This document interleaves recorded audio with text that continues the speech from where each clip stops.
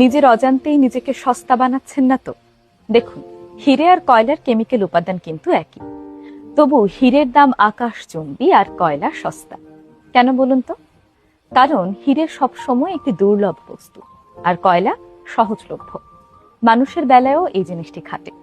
দেখবেন, যে মানুষটি সবসময় অন্যের বিপদে ঝাঁপিয়ে পড়ে, সবসময় সহজলভ্য থাকে, ডাকলেই যাকে পাওয়া যায়, মানুষ তাকে সস্তা ভেবে নেয়, মনে করে তাকে তো যে কোনো সময় ডাকলেই পাওয়া যাবে।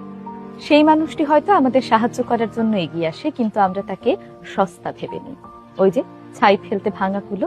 তাই অন্যকে সাহায্য করবেন, ঠিক আছে, কিন্তু কখনোই নিজের প্রয়োজন বাদ দিয়ে নিজের প্রয়োজনের সময় দৌড়ে অন্যের কাছে চলে যাবেন না। তাই এতটা সহজলভ্য হবেন না যাতে করে মানুষ আপনাকে সস্তা ভাবা শুরু করে। মানুষের প্রয়োজনে অবশ্যই সাহায্য করবেন, তবে এতটা সহজলভ্য হবেন না যেন সেই অপর প্রান্তের মানুষটি আপনার সাহায্য থেকে আপনাকে সস্তা মনে করা শুরু করে।